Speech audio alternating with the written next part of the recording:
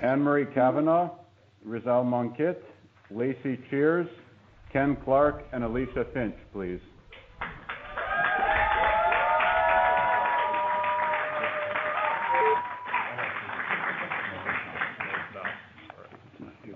Let's put it there where it will be safe.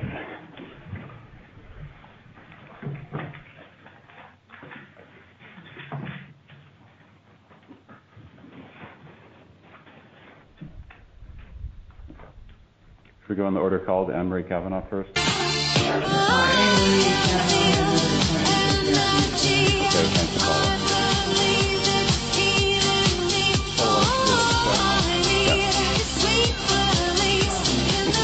If you're Anne-Marie. I'm really Paula Lukazik. I'm a plumber on main campus. I'm the president of Local 1495, which represents members here at the main campus, U of W-MC, Bothell, and Tacoma. The U of W's measly wage offer at the bargaining table will deepen the cost of living crisis faced by many of U of W's frontline workers. It's unacceptable that many of the hardworking employees who keep campus and U of W hospitals running are food and health insecure, with many forced to commute many hours each day in order to survive on U of W wages. You've had a food bank here since 2016. For food insecure students and employees. We say shame on you for your wages. 2 years ago at bargaining, 37% of my members got a 4% COLA when inflation was 12.5. That put them 8.5 behind. And they have continued to get behind even now. Your offer of 2% and 1% is not enough. Our food service workers, custodians, gardeners, sheet metal workers, carpenters aren't keeping up with the high cost of living in King County. We're the workers who keep the two hospitals, main campus, Bothell and Tacoma, running. What would you do if we didn't show up one day? Would you be able to run the place? I doubt it. You don't know how to run this place. We're the ones who keep this place going. As my local has been saying, 2% is milk. It's not a COLA. So, all of us workers, we're the spoke on the wheel. If the wheel is broken and the spokes fall off, who runs your place? Who will feed your patients? Who will clean the buildings? You think that this wheel is going to keep rolling along and along and along? Think again. What happens if one day it falls apart and nobody shows up? What will you do then? So, we need a high COLA. What do we do if we don't get it? Shut it down. We need a high COLA. What will we do if we don't get it? Shut it down. Shut it down. Thank you, Paula.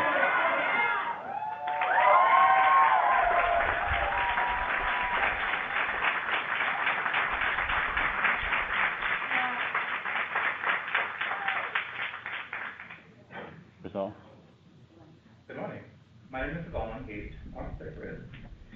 I work at Harborview Medical Center on the Financial Counseling Department. And to remind the board, the mission for UW Medicine is to serve the health of the public. My job as a financial counselor is to help our community, regardless of color of the skin, country of origin, language, sexuality, religious creed, or their ability to pay. Yet, in our negotiations with UW, it is clear that the UW's priority is profit over people and their work. With nearly $1 billion of unrestricted reserves, the UW saw fit to offer workers a 1% raise while they allow staffing concerns to go unanswered. Why? Because they know it is cheaper to maintain a smaller workforce, all while paying less. And to whose benefit? Not to the public. This is contrary to your publicly stated help to improve the health of the public. I dare the board to defend the 1% increase, but it asks more from its workers. I dare you to answer that. Defend your position. Myself and my colleagues at UW Medicine, social workers, technicians, nurses, lab workers, we are the ones who make the hospitals work. We are the function and the beating heart of hospitals. We do what we do because we want to help people. We want to make them better. We want to make them whole. We want to bring them peace of mind. That is what we do. That is what we should aim to do for each and every single human being on this world. And yet, we can only do so much, and we ask for your support and for your help, and yet you come back to the bargaining table and just offer us nothing and ignore every single request or disregard everything we ask or even to look at. Even so much so that Harborview set up a food drive for employees to be donated by employees. All that UW did was just offer space and trash bins for us to put the food in. Not even offering to match it or anything else like that. We're donating food to help other employees. That's it. You're not even contributing money or matching food donations to help employees. Imagine that. For shame. They're eating right now. So, all we ask is you recognize that you have severe problems, and if corrections are not made, but so it is to your imagination.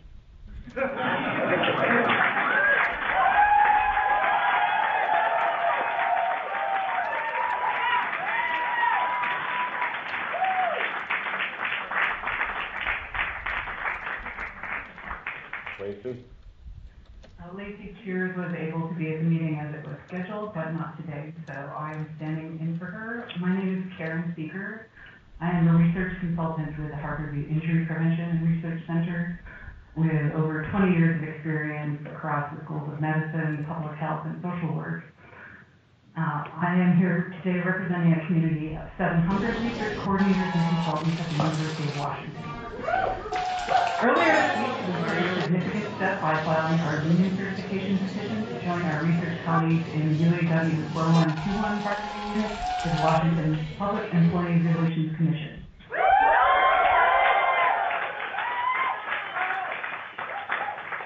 We respectfully ask that UW voluntarily recognize our unit and commit to negotiating fairly with us. We ask for a swift and transparent certification process where we can work together with UW admin to resolve any issues quickly and bargain a contract for equitable and safe working conditions for all research coordinators and consultants. UW thrives because we do the essential work that supports its research mission. Our contributions are key to the success of this institution, and we deserve a voice in shaping our working conditions and ensuring fair treatment. We also stand in solidarity with our colleagues in SEIU and WFFD who are engaged in the same fight. Today, A lot of us single-handed mobility out there. That's awesome. We must address a critical issue. What UW is doing to academic advisors and continuing college staff is unjust. Withholding their earned raises as retaliation for organizing efforts is a violation of their rights. These actions undermine the trust, respect, and very values that UW should stand for. It's time for UW to stand with its workers, to respect our rights, treat us fairly, and recognize the hard work that we do for UW.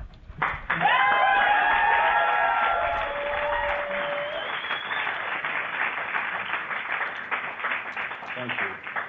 Ken Clark? Good morning, thank you. As you know, my name is Ken Clark. I'm with Facilities Maintenance and Construction. I'm represented by Washington Federation of State Employees. I'm also the Vice President for 1495. As you know, we're in contract negotiations right now. We're supposed to be done this past Tuesday, but we're not. We're still very far apart in negotiations regarding compensation.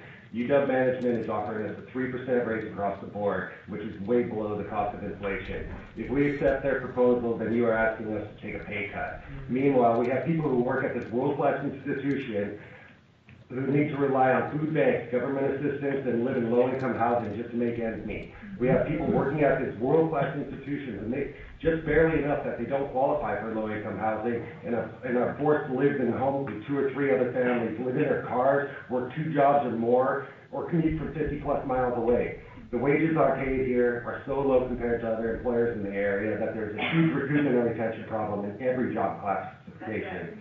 In facilities, we've been working with one roofer for the entire campus for over a year. We can't even get a roofer to apply for the vacant positions, let alone accept the position when it is offered to them. In the trades, anywhere other than UW, there are apprentices, there's journey level workers, and there's foremen. An apprentice is paid based on a percentage of what a journey level worker makes. Once that apprentice gets through the program and graduates as a journey level worker, they're paid the same amount as every other journey level worker in that trade. There's no such thing as a first, second, or even third year journey level worker. There's just a journey level worker. The only person in that respective trade that is paid more is a foreman. There's no tiered pay structure that takes years to get to the top of the pay scale.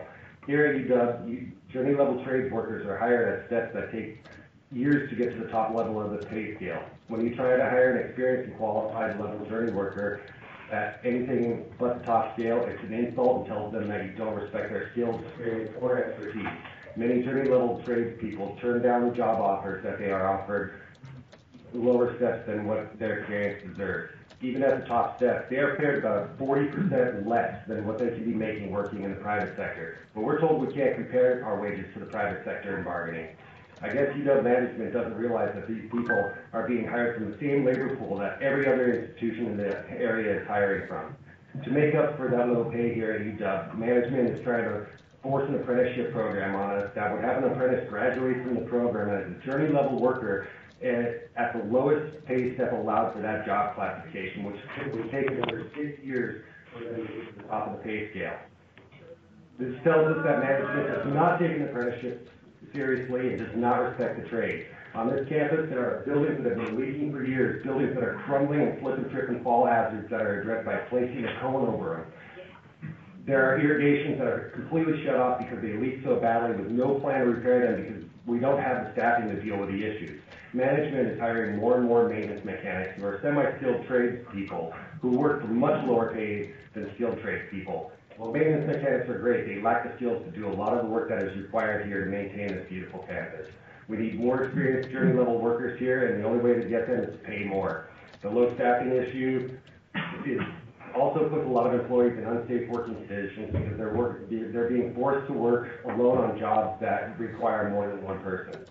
If any of you want to see an example of a crumbling building, when you're done here, just walk past Teague Hall and look up. We have a mason go up on an aerial lift every 2 years, 2 to 3 years, with a hammer, a chisel, and a bucket. They tap along the entire surface of the building, and if they hear a hollow spot, they break it off and put it in the bucket so that it comes down in a controlled manner rather than falling on someone's head. Last year, the mason took 12 5-gallon buckets of debris off the face of the building. I was told by management there's no plan to take that building down because it won a bunch of architectural awards back in the 60s. I'm sorry, the 60s was 50 years ago. It's time to take down some of the worst buildings on campus. I would also like to state that if we had the right staffing levels, it's a good chance Teague Hall would never have gotten into the condition it is now. That's right. We are the people who maintain this campus. We clean up the human waste and the drug paraphernalia. We provide security, take care of patients. We keep the bathrooms stocked and clean. We shuttle people from the hospitals between campuses. We cook and serve the food and deliver the mail. There's a lot more that we do here. We see behind the beautiful facades and know that the infrastructure is crumbling. We need better pay to recruit skilled workers to maintain the UW campus before it's too late. Please support reasonable raises for all of us who work at the UW. We deserve to be respected. Yeah. Thank you.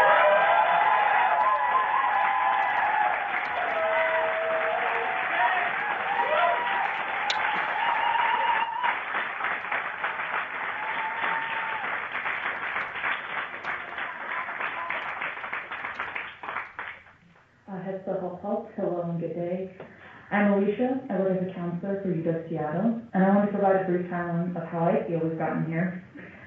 Workplaces are increasingly turning over, people are sick and grieving. For many of the people who work here, money is incredibly tight for them and their loved ones, as we've heard.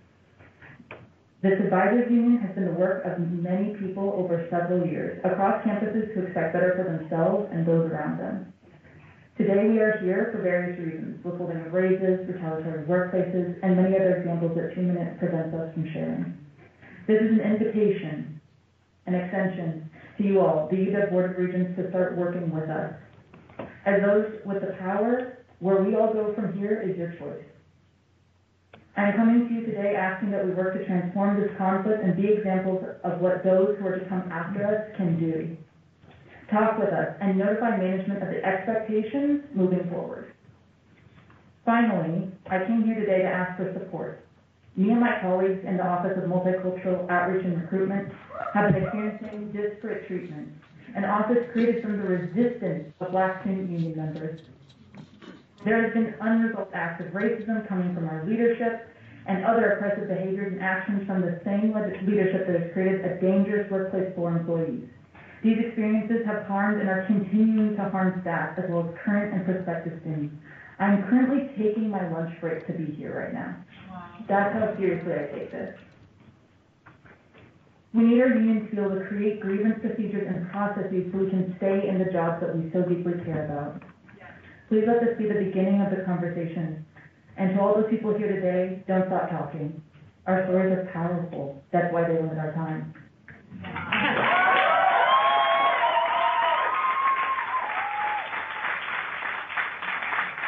Thank you. Thank you so much for allowing me to share. Stay well and free Palestine. Thank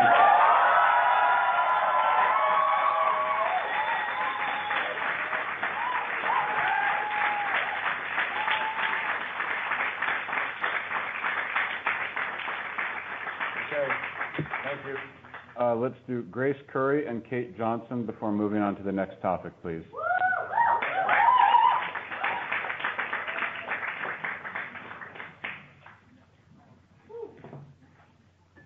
All right, my name is Grace Curry. I am a third-year student at UW Seattle. I study disability studies and environmental science and resource management. I just want to start off by saying that I love UW. I love my classes, I love my professors, my department, I love the friendships I've made and the people I've met. I love going to sports games and I love the RSOs I'm involved in. I would say that I'm a proud husband. But over the past year, I have watched as UW has ignored our pleas to divest from Israel and stand in support and solidarity with the Palestinian people. I also sit here today standing in support with our union members and also employees who work at UW who are underpaid and deserve more. Yeah. Makes me ashamed to be a UW student. We should be paying our workers and we should be listening to our students and community members. I go to class every day and learn about disabling conditions in Gaza and the West Bank, the starvation, the lack of medical care and treatment. Israel has dropped thousands of pounds of bombs onto UN schools and hospitals and families' homes. Palestinian liberation is a disability rights issue. Palestinian liberation is an environmental issue.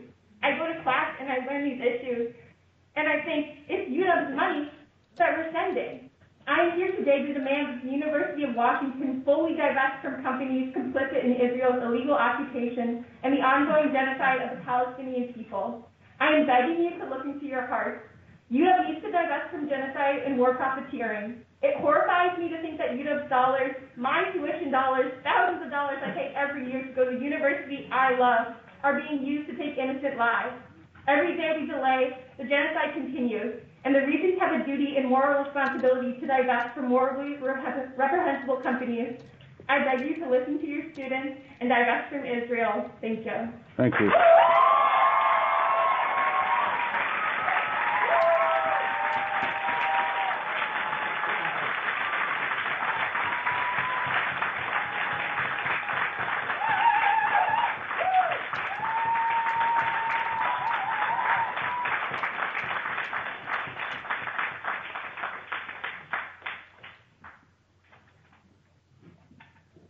Good morning.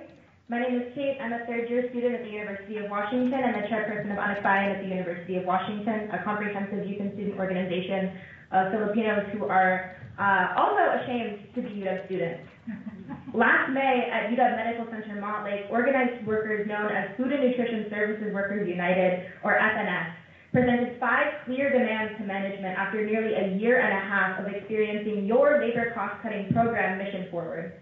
Their demands were to ensure safe and sufficient staffing with proper compensation, to conduct a department-wide pay audit, to provide clear job descriptions to each worker, ensure proper breaks are upheld for every worker, and to provide a neutral meeting space for a regular meeting with workers in both AM and PM shifts to increase transparency and decision-making. Dare I say, incredibly basic demands. After 2 months of inaction and retaliatory tactics from management, the SNS Workers United sat before you here in July, explained their experiences and demands to you. They were met with insults when you affirmed the UW Medicine CEO's report that characterized Mission Forward as a success for squeezing more profits out of the workers and repression with the unjust firing of Mika after they spoke alongside their SNS co-workers. And then, even further, they received threats for exercising their right to participate in Tuesday's statewide worker walkout. All while workers continue to carry out their duty to run every inch of this university.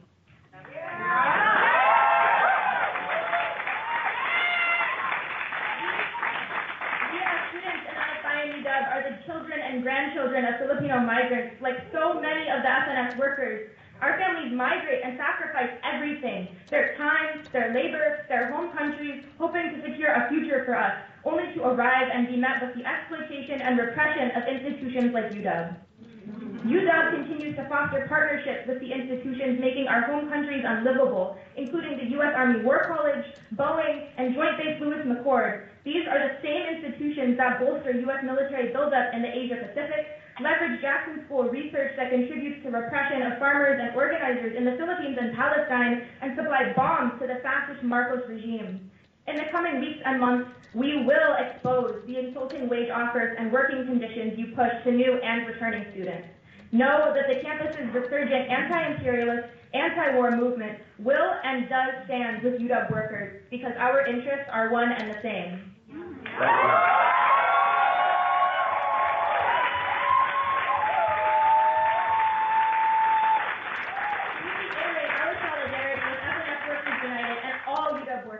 From food service to custodians to gardeners and plumbers, fighting not only for themselves but their families here and in their home countries. End Mission Forward, end the repression of workers, end UW's prioritization of war and profit over workers and students. We will not rest until our communities see justice. Thank you.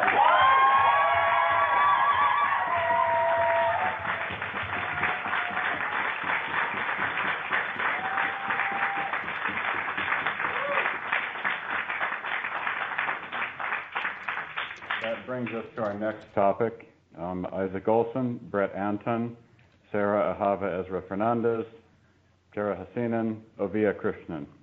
Please approach the table.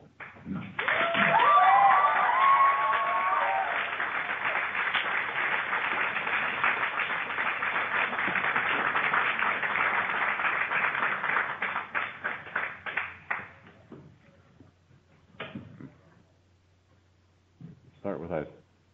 Isaac Olson. As an incoming grad student, the governance meeting yesterday was intensely disappointing, not just in its outcome, but in how the Board of Regents came to their conclusions.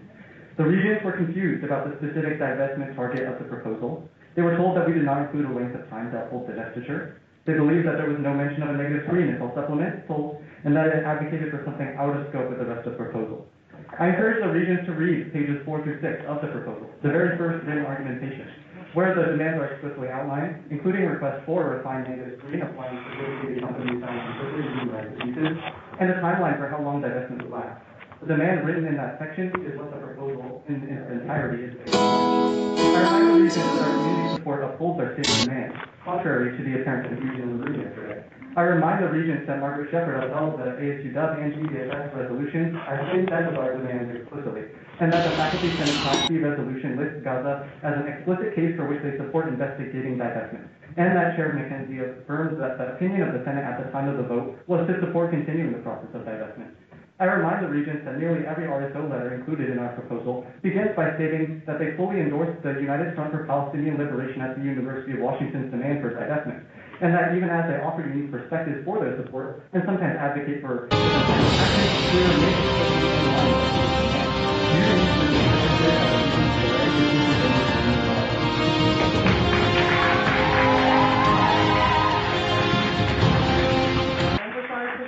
that it is not anti-Semitic to investigate the question of moral reprehensibility regarding Israel's actions. No government should be able to violate human rights with impunity, and many Jewish voices are included in our movement and in this room. I remind the Regents that you, who are UW's current and future students, alumni, and donors, are more sympathetic to the Palestinian cause than any other generation, precisely because we have grown up seeing their suffering. I remind the board that our stated ask is to divest from companies facilitating Israeli human rights violations, which follows the on-the-books university precedent to divest from companies facilitating genocide in Sudan. If the board truly believes that it is There's no way you're getting tickets for that show, but I love your enthusiasm. Then they should ask why their own policies do not follow this. I'm gonna have to bring you down to earth for a sec. There's no way you're getting tickets for that show, but I love your enthusiasm. In November of 2021 for matters that they deem urgent. I remind them that deferring until March is unreasonable in the face of the ongoing genocide, in which every day our community is faced with the loss of more family, friends, and comrades. I promise you, we will not be the party to delay the advancement of action, and we will not go away until our cause is achieved.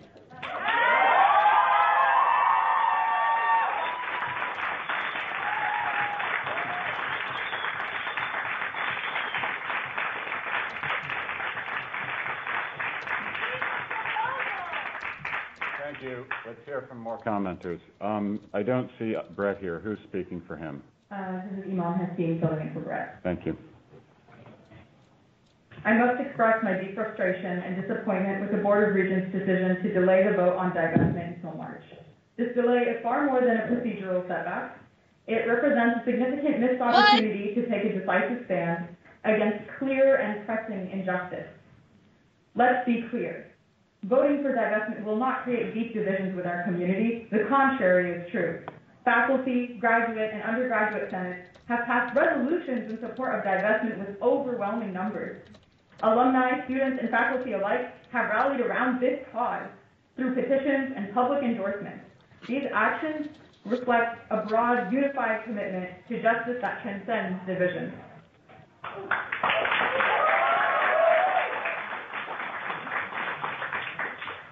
Let us not pretend that this is the first controversial divestment campaign at the University of Washington. An ASUW student referendum in 1986 on whether the UW should divest from the South African apartheid was opposed by 1/3 of voters. Right-wing members of the university community attempted to set off a firebomb amidst the peaceful anti-apartheid protests in the Quad. As testified by Students Against Apartheid to the United Nations, the President of the United States at that time, Ronald Reagan, explicitly even opposed divestiture. The UW chose to do it anyway, and is now praised for its commitment to human rights in the face of apartheid. Human rights organizations like B'Tselem, Human Rights Watch, and Amnesty International, I'm sure you've heard these names over and over again before, have unequivocally condemned Israel's treatment of Palestinians as apartheid. These human rights organizations, including the Israeli organization B'Tselem, welcomes the recent International Court of Justice ruling against illegal West Bank settlements, reinforcing a global consensus on this issue that even the U.S. government recognizes.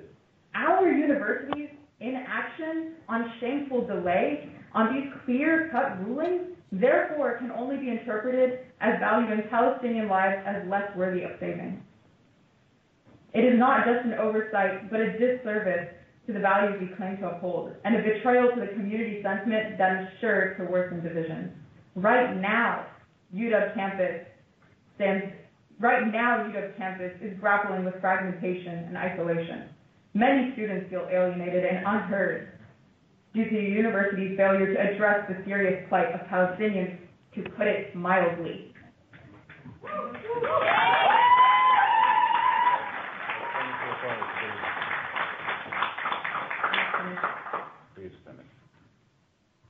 By postponing the vote, we are not mending these divisions. We are allowing them to deepen. This delay only prolongs the disconnect and frustration felt by those who are advocating for justice. We had a chance to lead with courage to affirm our commitment to human rights and to unify our community around a cause that reflects our values. Instead, we are left waiting in a limbo already 11 months into an aggression that hurtles forward due to little accountability, due to little institutional accountability that you all stand in the way of, and I hope that you can stand instead with us for. It's time for us to act decisively. We need to show that our university will not shy away from standing up for what is right. Let's not squander this moment of potential. We must rise to the occasion and demonstrate our commitment to justice and unity.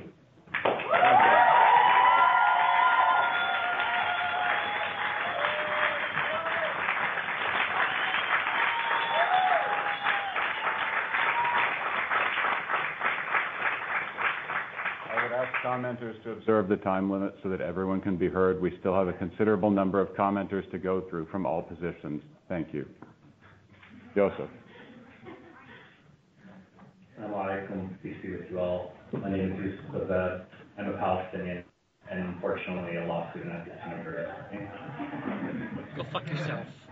The great Edward Said once wrote, "The life of an Arab Palestinian in the West, particularly in America, is disheartening.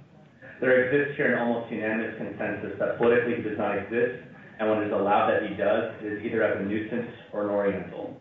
The web of racism, cultural stereotypes, political imperialism, dehumanizing ideology holding in the Arab or the Muslim is very strong indeed, and it is this web which every Palestinian has come to feel as his uniquely punishing destiny. Since October 7th, the Gaza Health Ministry tracks that over 41,000 Palestinians are dead. Of that number, 16,500 of them are children. And these are now conservative estimates, because according to the Lancet, that number is estimated to be 186,000. And perhaps in your twisted, backwards logic, you might blame Palestinians in Gaza for their plight, as other Orientalists have in the past. But then look to the West Bank, and you'll see that since October 7th, 692 Palestinians have been killed, with 159 children dead. And now, a member of your own community has been killed by these same forces. If you do not feel shock, sadness, and anger, then you are all monsters. Someone yesterday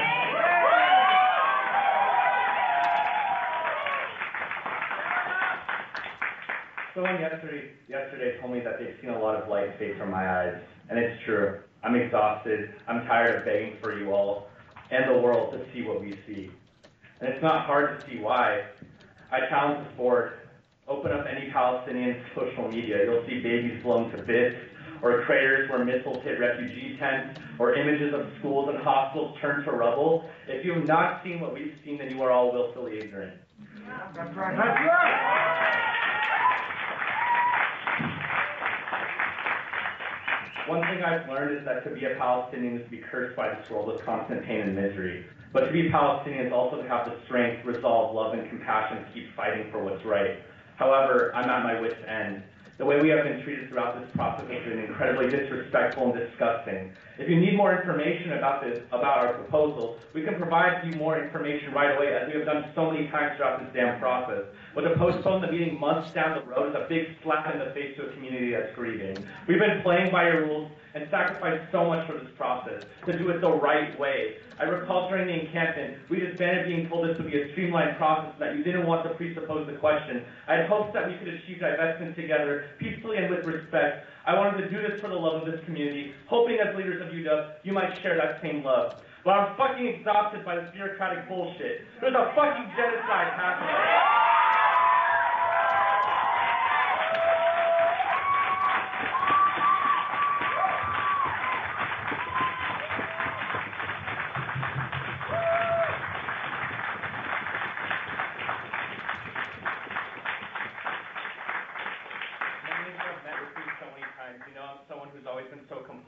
Diplomatic, but I'm fucking tired of all this. Your time is running out. If you don't act now, you all will be remembered as the administration and board that burned this school to the ground. Thank you.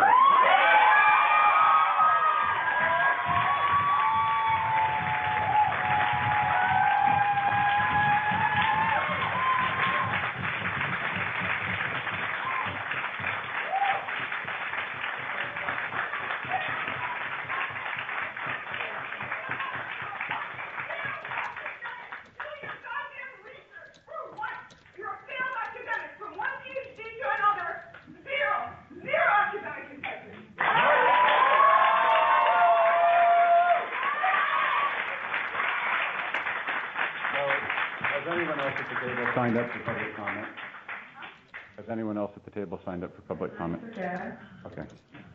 Hi, my name is Hannah Gallagher, and I'm a fourth-year student in the Law Societies and Justice program at the University of Washington, and also started in our campus Jewish Voice for Peace, and the Jew who lost family in the Holocaust.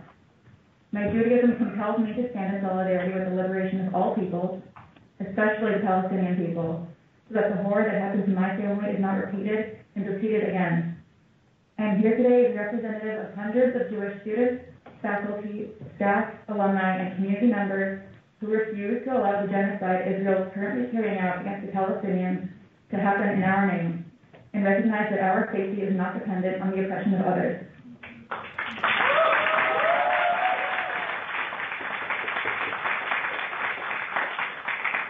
This feeling is confirmed to me as I work alongside UW students every day who have lost and continue to lose family members in Palestine.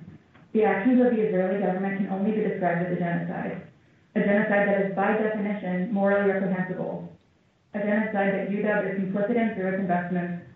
The blood of Palestinians is on your hands. Yeah, that's right.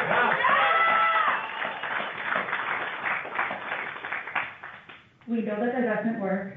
The original divestment campaigns on campuses worldwide in the 1980s were instrumental in ending the morally reprehensible system of apartheid in South Africa, and you, as the Board of Regents at the University of Washington, have the opportunity to end your complicity in yet another morally reprehensible system.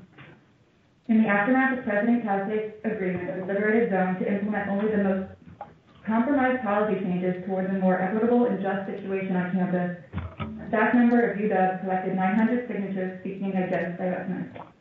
They claim to represent our UW community and the Jewish community.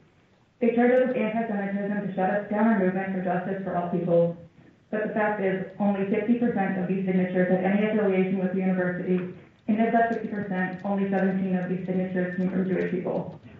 In contrast, 3/4 of the 4,000 signatures supporting the petition in favor of divestment are UW affiliates. The fact is, anti-Zionism is not anti-Semitism. That's right.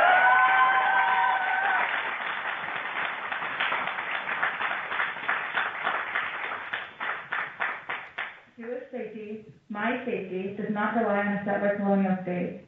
To say that it is not just insulting, it makes us less safe.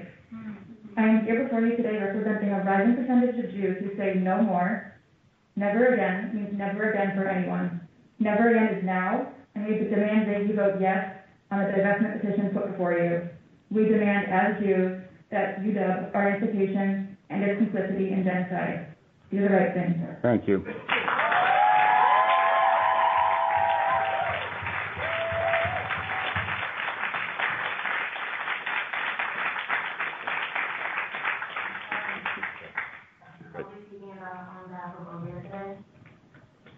I want to express my profound frustration over how the Board of Regents has received our request for a negative screen to be implemented in regards to our demands to divest.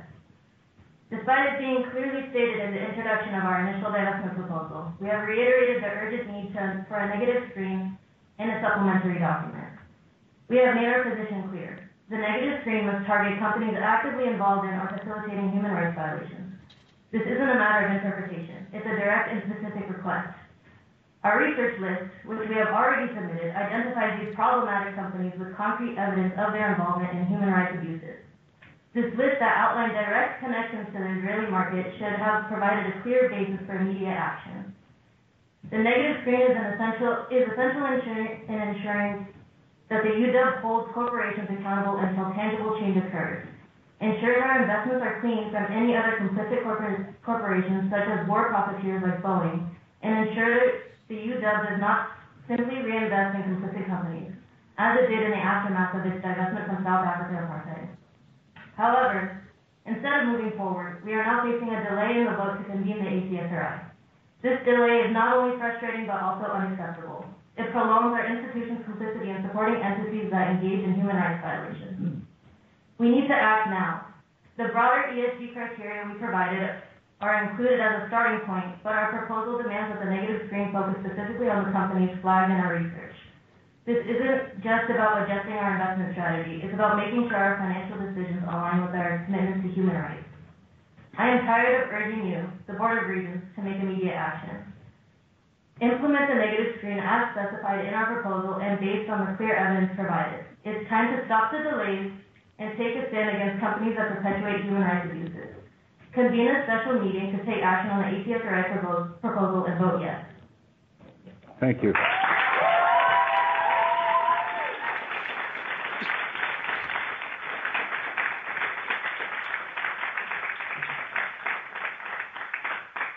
Okay, Hannah Nash, Nevet Basker, Gwyneth Parmar, Solly Kane, and Carol Schiller to the table.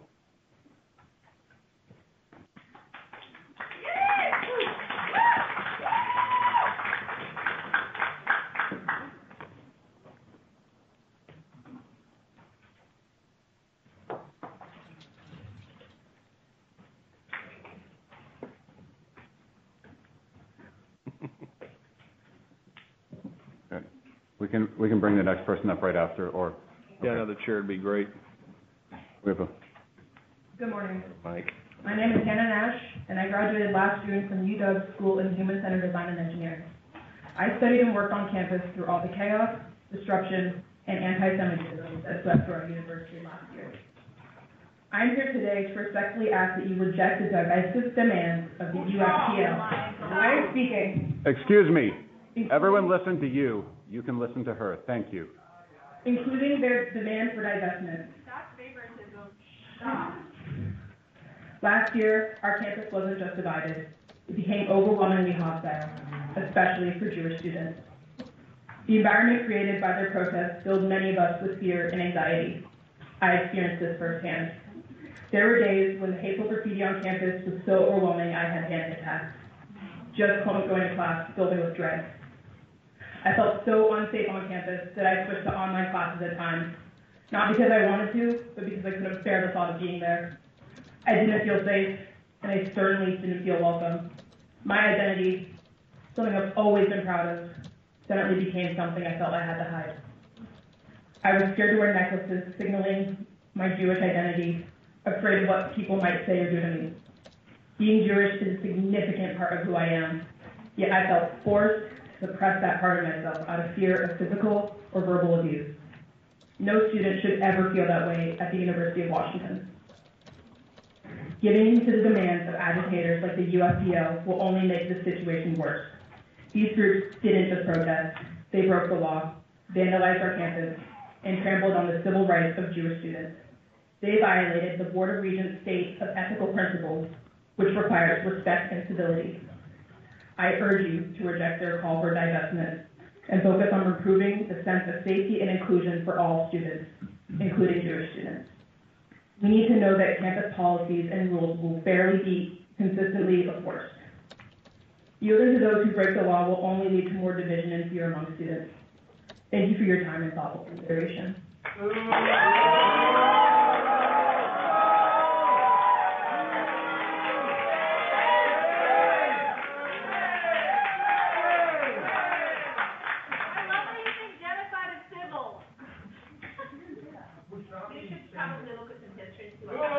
So, I would ask those in the audience, that's the chair, please allow all those to speak. Everyone else was allowed to speak. We can make... Thank you. Please continue. Hi, I'm Bob Sulkin. I was here in the spring, and I appreciate the time you're giving me to address this committee. And I appreciate your keeping the committee in this discussion ordered. This past spring, UW decided not to enforce an anti-encampment policy that was designed to protect the safety of students, knowing that the victims of its decisions would be the Jews. And what made the decision, from my perspective, be especially egregious is that the university was well aware of what was going on, that there were violent statements made toward Jews, that there were anti-Semitic comments made towards Jews, and we know that because the president of the university in May wrote a letter to the university community admitting as such. Jewish students were subject to chants about not being part of this community, no Zionists should be allowed at the UW, violence, graffiti. Excuse me. As chair of the board, I'm telling you that you're disrupting this meeting. If you don't allow other people to speak when you had the right to speak, you will either cease this behavior or you will leave the area. If you fail to do so, we may request that you're removed by university police. Please allow people to speak. That's part of the value of this the values of this university is that we can disagree. Values? You want to talk about values? I'm talking about the First Amendment and the right of people to speak. We're talking about genocide. We're talking about children's blood on your hands. Thank you. Thank you. If we have another outburst, I'm going to ask the university police to clear the room except for those who are addressing the board. Thank you. Please continue. I appreciate that. Yes, sir. Statements supporting Hamas, who killed Israelis, murdered Jewish women, raped Jewish women, put live Israeli babies in an oven to burn them to death, and beheaded them.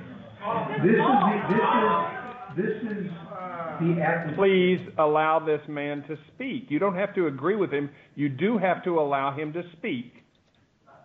I will say that the fact that they think that is false is a good thing, because they realize that if it was true, their position is problematic at best.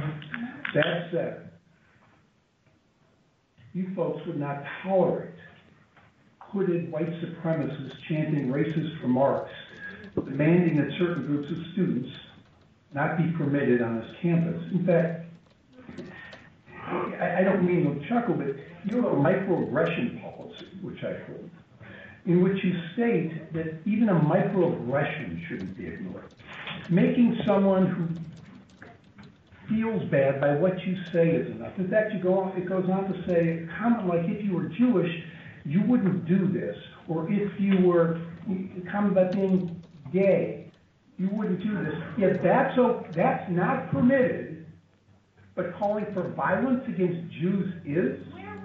A pinprick in a comment is not permitted. In fact, the policy says, don't take a passive approach. Make sure to validate and support those who have been targeted.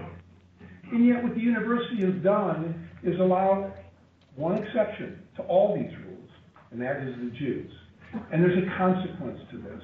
And it's a consequence I come here and hope to avoid. Consequence one, the failure to follow rules, as we've seen, leads to disruption and can lead to more violations and violence. That's what happened at Columbia University when Hamilton Hall was taken over. That's what happened at UCLA. Second consequences, students don't trust the administration to protect them. And how that plays in here is that Jewish students are not going to report fully what's going on. Because rightly, wrongly, or indifferently, they don't trust the administration fully. Third consequence, you normalize Jew hatred and violence against Jews. And fourth, you're setting a precedent. If these folks can be in encampments, then the white supremacists can be in encampments. You cannot make a distinction. I understand your concern. You don't have a lot of enough police officers. You don't want a violent confrontation. I'm with you on it. But think about it for a second. UCLA, Columbia, Washington University have all said no more cameras. And they understand if you nip it at the bud, you'll stop the violence. But think about it one step more. Let's assume there was violence because of this police interruption. What does that tell you about the encampments? They shouldn't be there in the first place. So to protect the students, whatever their opinions may be, whatever their thoughts may be, protect these students. There should be no encampments, no masks unless for religious or health reasons. You know, the reason the white supremacists wore hoods is because no one could identify them. That was the purpose. And that's, I suggest, is the purpose here. I appreciate your time. It all seems obvious to me. I hope you do the right thing. Thank you so much. Thank you. Thank you.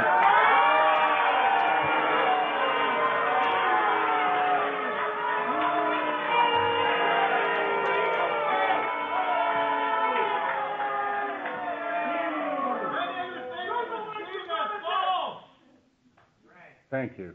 Next, please. I'm Nevitt Basker, a University of Washington alumna, postbac 2009, a proud Husky until the past year. Recent events on campus and the university's inadequate response have changed that. In February, I attended a public lecture hosted by the Jackson School of International Studies. There are a couple new billboards here in Tulsa garnering a lot of mixed reaction. Here's what they say. Shouted down and the talk ended abruptly. The event organizers treated the hecklers with utmost respect, politely thanking each of them for their input until they were each escorted out of the room. No such respect was shown to the speaker or to the hundreds of students and community members attending the presentation.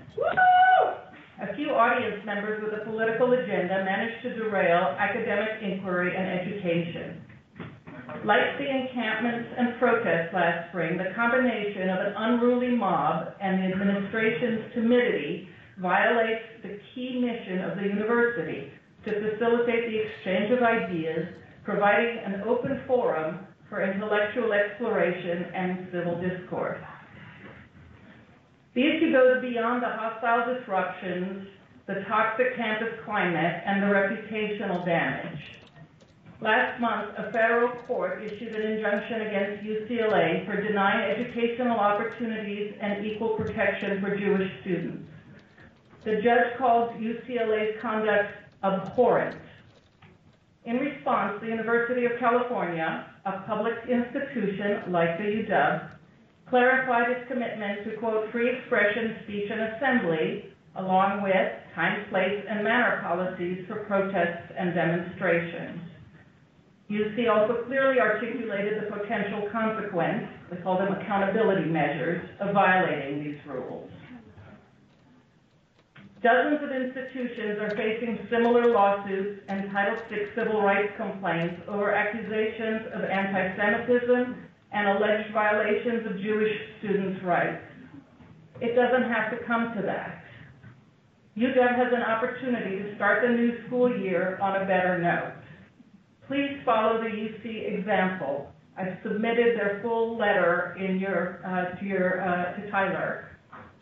Commit to upholding free expression, ensure that all students are safe, articulate clear policies, and consistently enforce them.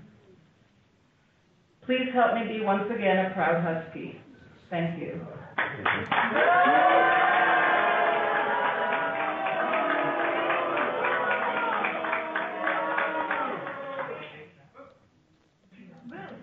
My name is Gwen. I'm working in HR here. My colleagues and I operationalize the decisions that come out of this room, and we support and advocate for the people behind me every day. I have 2 young children, so I like to keep lessons simple. When they try to wiggle their way out of their own commitments, I say to them, I'm not asking you to do what I say. I'm just asking you to do what you say. I'm saying the same to you. In June, I shared the missteps that got us here. Now our missteps are shaping our future because we don't have an action plan for this fall. The administration has taught all the folks behind me that they can cause millions of dollars in damage, break laws, commit hate crimes, We're not okay! and run around screaming the wrong words, and that they are invincible. This isn't freedom of speech. Jewish students spat on, guest speakers. Hang on a second. If you do not let her speak and conclude her remarks, we'll ask you to leave. If you don't leave voluntarily, we'll ask the police to remove you from the room. Please let her speak. Please let her speak. We did the same for the Palestinian speakers. We give the pro-Palestinian speakers the right to speak without interruption. And I agree with that. Can I interrupt the protest? No, you may not. No, you may not. We have people who asked to speak, signed up in advance. Please let them speak. I appreciate your point. I want to let them speak. Please continue. I'm sorry. This isn't freedom of speech. Jewish students spat on, guest speakers shouted down, false police reports, vilifying Jewish students, vandalism left unpunished. Your name, President Kelsey, covered in blood and words of genocide across buildings. I mean, honestly. Let her speak, please. And I don't have to go back to parenting analogies to point out that rewarding bad behavior makes more bad behavior. Other university regions, Colorado, Michigan, California, Illinois, have condemned this behavior. In action, we have not. We're rewarding extremists and criminals while those whose work was measured, meaningful, and patient got nowhere.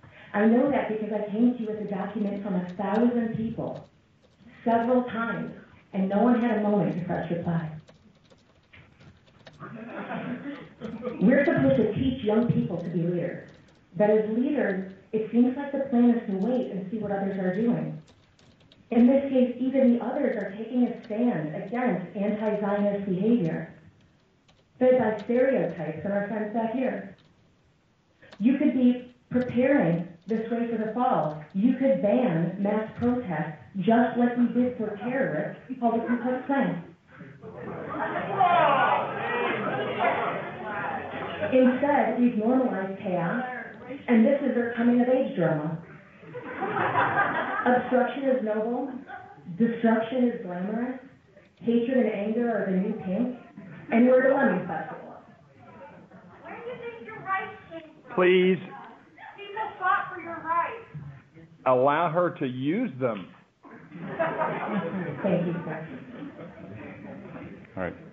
To these people, our rules are a joke, and the lack of enforcement is the punchline. To my point. None of this is about free speech or student activism. It's about whether the university will stand up for the very WACs and rules that make our educational and research mission possible. Rules that don't apply to everyone don't exist. So be amazing. Be amazing, decisive leaders. You are allowed to do that. First, publicly commit to unilaterally enforcing our laws and rules. Nullify the agreement you made while you were held hostage. And give the campus police the support and authority they need to protect our mission. Thank you. I'm Yasser Al-Khai.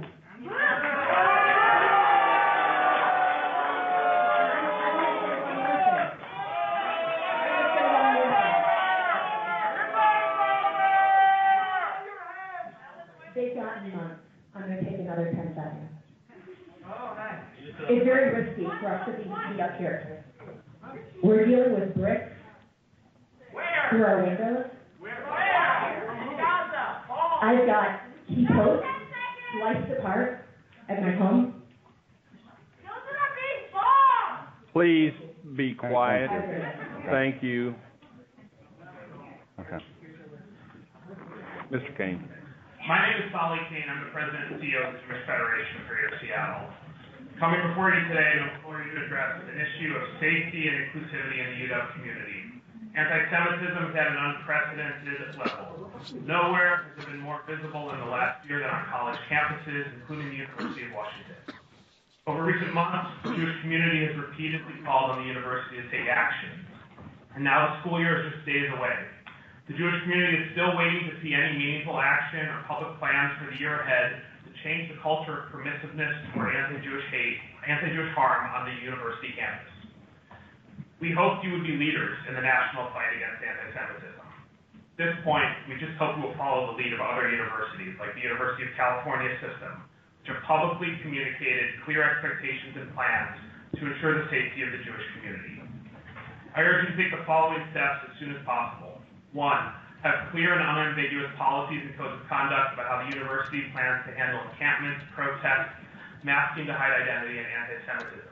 They should be clearly and widely communicated proactively to the campus community and Jewish community, and they should be consistently applied and enforced.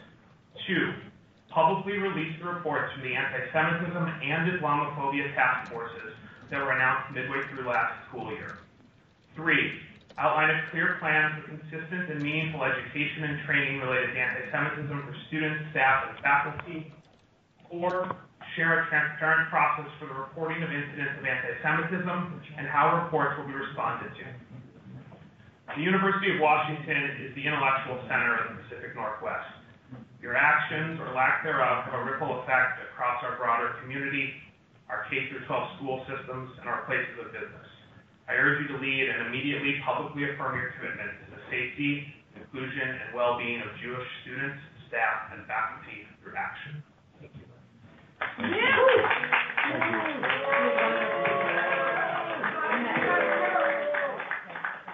And then, okay, sorry, that's right. So We did have one one more. seat missing. We had one more person and we had microphones. That's okay. Thank you. Thank you for allowing me to speak today. My name is Carol Schiller. I'm a senior lecturer in the Communication Leadership Program. I really feel like a lot of my remarks are going to be a little repetitive to what we heard, but the one thing I do want to point out is that the only people today who were heckled and shouted down were the Jews who were here to speak on behalf of Jewish students. That's happening right now. It's happening again. Stop for 1 second. No problem with Jews, but fuck Zionism. Okay. You know what you fuck Israel too. Why don't you enforce the rule? Hang on a second. Hang on a second. What are you doing? You enabled genocide. Shame! Shame! You died. A student died. One of your students died. And you Actually, 2 students died, and the fact that you only remember one shows that that's a lot. You have an idea who you put money to. I got this bonus. Those balls came from America. Shame! Are you only going to mention the one? How about Simon Taxman? You were investing in the organization. We love you. We just don't like Zionism.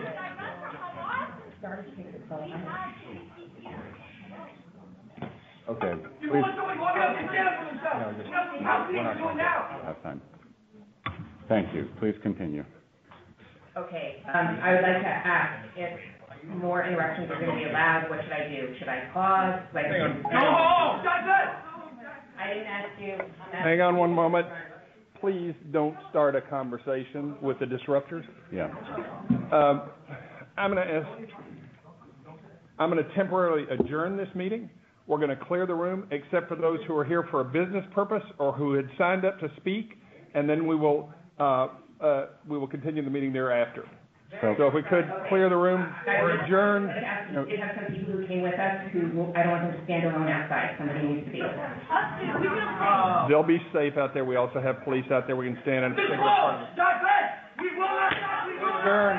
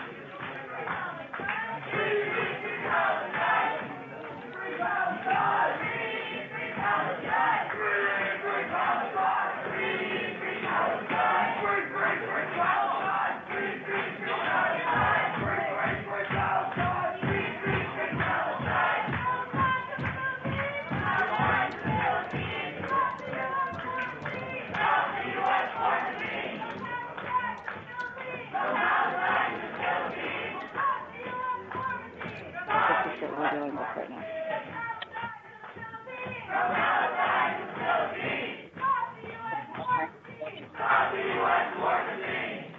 Stop.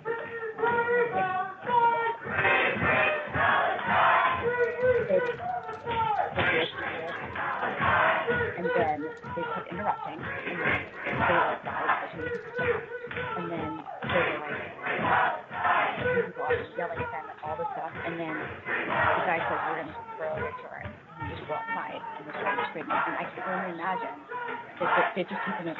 I don't know what the police are, I don't know where, you know what they did, the same thing they did with Clipchamp. They said, please don't do this, please don't do this, please don't do this, please don't do this, and then guess what? They knew they could do whatever. It's bad punishment.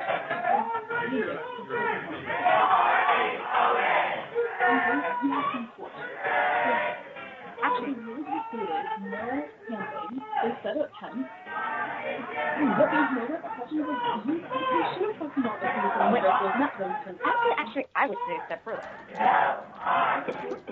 said to them, you say that one more time and you're going to your mom, and they know I'm fucking serious. They respect that because I follow through. Nobody actually follows through. Forget even getting to violence. They stopped them when they said, no more interrupting. Boom, like, 10 more people were interrupted. Now they've learned to rally. It's like, look at these private buildings.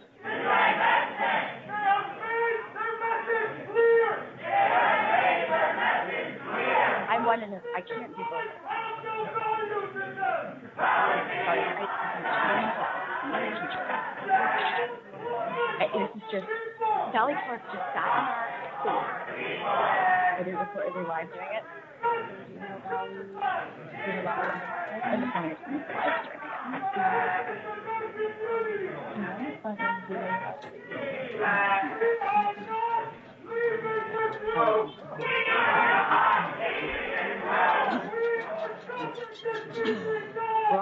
we're all in it.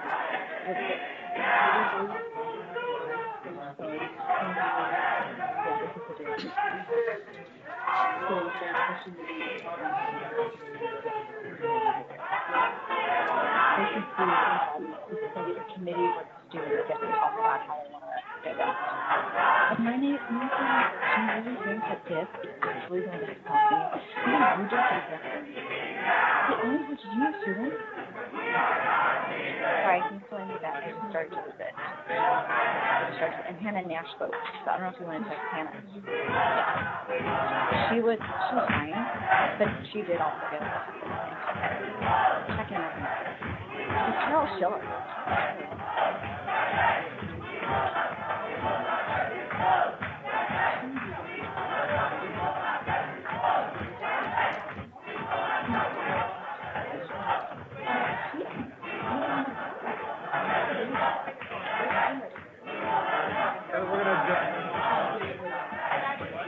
I hope she's okay. Yeah, thank you. We'll just be lucky. I hope she went home. She might need to come here. Tell her she can come here.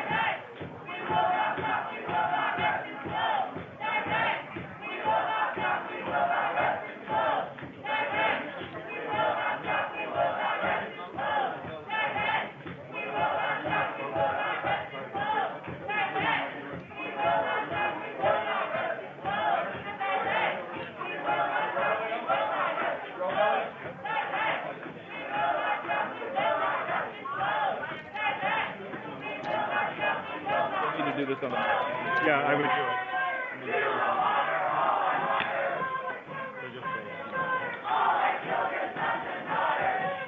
The orderly conduct of this meeting has been feasible due to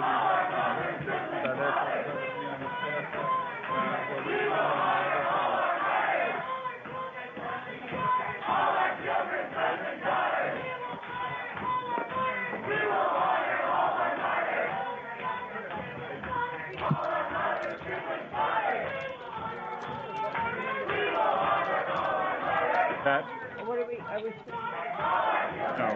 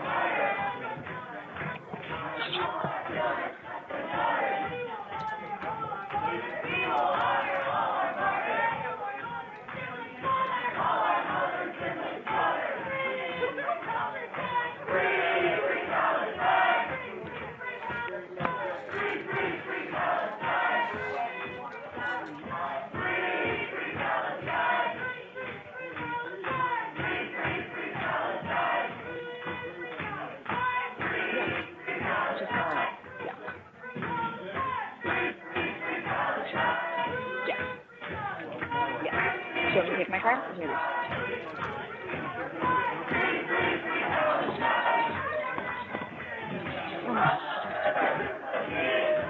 Where is she? Yeah, I do.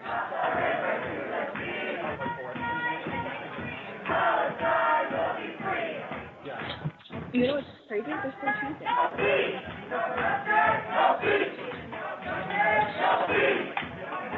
But then that means that they can tell administrators where to go. It's like throwing a tantrum that you want the cookies and parents freezing on the clock.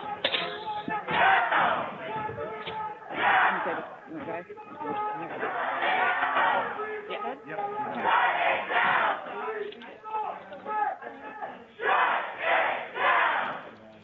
Yep.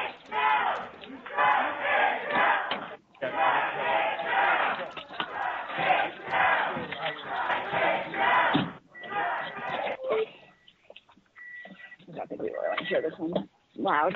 It's going to be out loud for a second.